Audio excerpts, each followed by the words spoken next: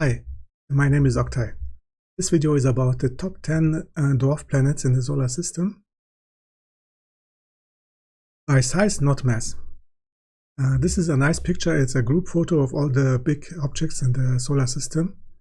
The size of the planets and the sun are not the right scale, but it gives you a nice idea of all the objects in the solar system. Of course, this picture is not complete. There are many more objects like comets and smaller asteroids, Kuiper belt objects, and then the objects in the Oort cloud. But it gives you an idea. There are many more small objects than the big objects. And for example, Earth is less than half the size of the red spot of Jupiter. So Jupiter is 1,000 times bigger than Earth by volume. This is number 10. It's the dwarf planet Salacia. It's at a distance of 38 to 47 AU. 1 AU is the distance Earth to Sun, which is about 150 million kilometers. Salacia's diameter is 846 kilometers. Orbital period is 274 years. And its mass is just 0.7% of that of the Moon. Salacia was the wife of the god Neptune.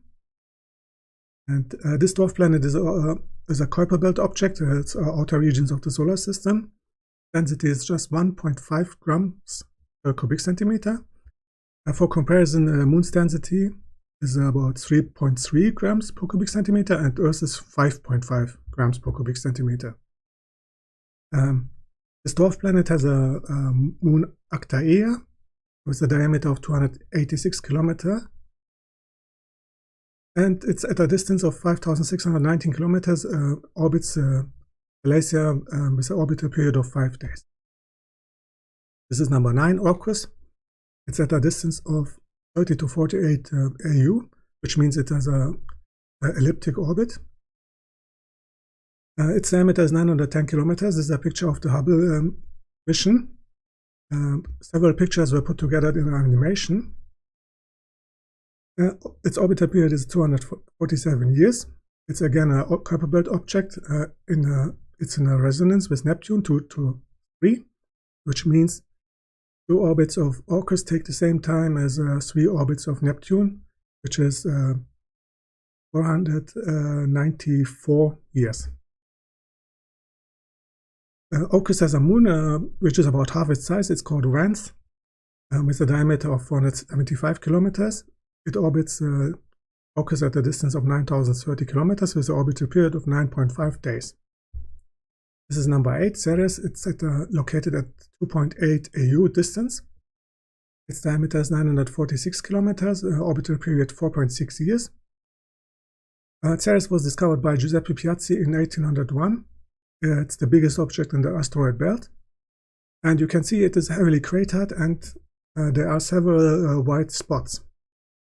Like here in the middle, there's one, there, and Ceres has a crater, big crater called Okato crater with a diameter of 80 kilometers. And this crater contains 2 of these white spots. The left one is called Cerealia facula, and the right one is called Vinalia faculae. And these are bright spots. The white material is sodium carbonate and mixed with other salts. And the dwarf planet Ceres is known to lose water to space, water vapor. This is number 7, dwarf planet Sedna. It has a very eccentric orbit. Its distance can vary between 76 and 937 AU. Its diameter is 995 kilometers, orbital period 11.4 years. Mike Brown discovered this dwarf planet in 2003. It may be that its orbit was perturbed by a passing star. That's how we got today's orbit.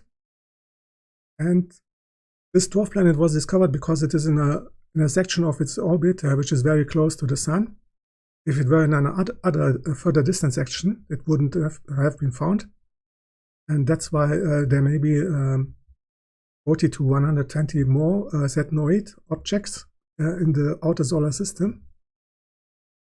And Sedna will reach its perihelion, that's the closest point to the Sun in its orbit, in the year 2076.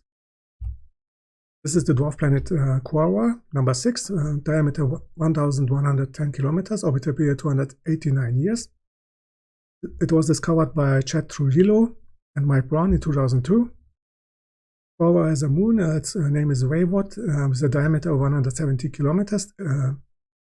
It orbits Quaoar at a distance of 14,500 kilometers with an orbital period of 12.5 days.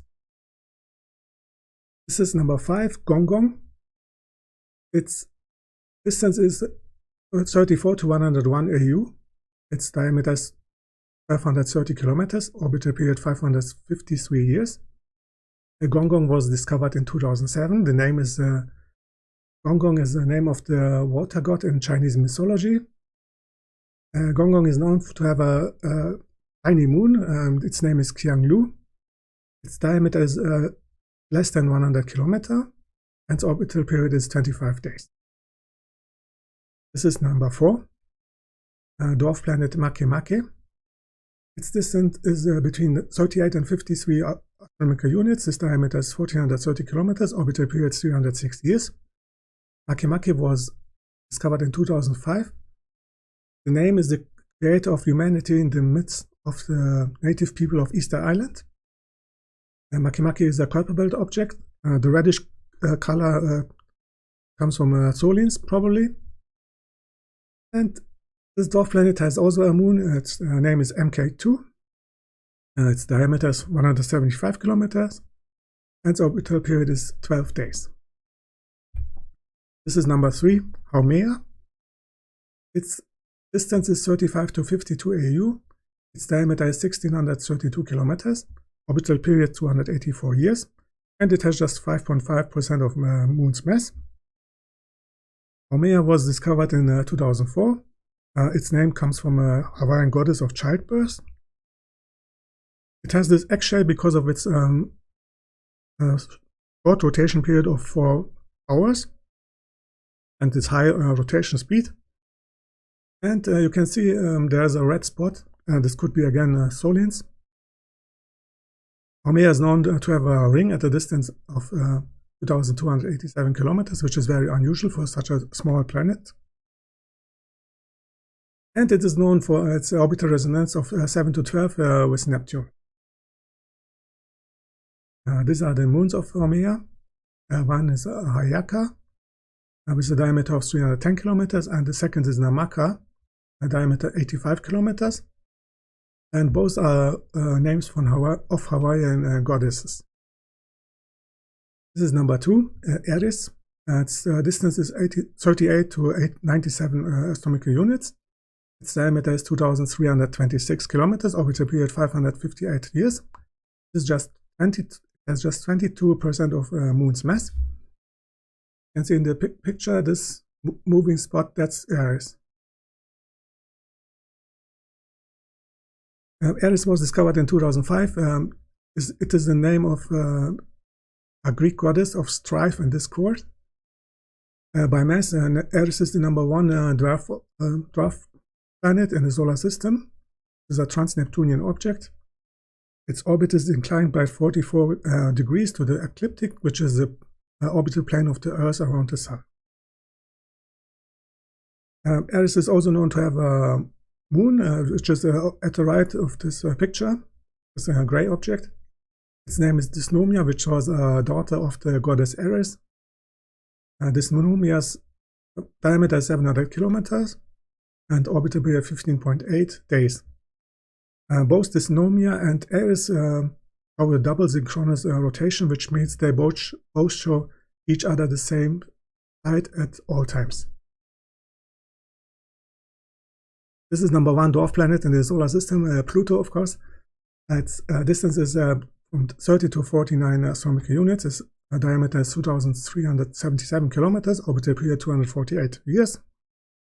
And the New Horizons mission was a great scientific success. It gave us not only these beautiful pictures, but also we learned a lot about Pluto's activity and surface features. Pluto was discovered in 1930 by Clyde Tombaugh. The name is from a Greek Roman god of the underworld. Pluto is a Kuiper belt object, and since it was discovered in 1930, the first full orbit since discovery will be completed in 2178. There is a 2 to 3 orbital resonance between Pluto and Neptune, so 2 orbits of Pluto take the same time as 3 orbits of Neptune. Pluto's orbit is inclined by 17 degrees to the ecliptic. Rotation period is 6.4 days, and this reddish color comes from tow lines. Tow lines are products of methane when it's hit by UV radiation. And Pluto could also have a subsurface ocean. This is a picture of the atmosphere of Pluto. It has multi-layered haze. The main component is nitrogen, and there are traces of methane and carbon monoxide. Pluto has 5 moons, one of which is very big compared to Pluto, that's Charon. Its diameter is 1212 kilometers. It orbits Pluto at a distance of 19,600 kilometers. Its orbital period is 6.4 days. That's the same. That's the rotation period of Pluto, which means you have again a double synchronous rotation. Pluto and Charon always show each other the same side. This is what the big moon Charon looks like. It was discovered in 1978. Charon is the name of the ferryman of the dead in the Greek mythology.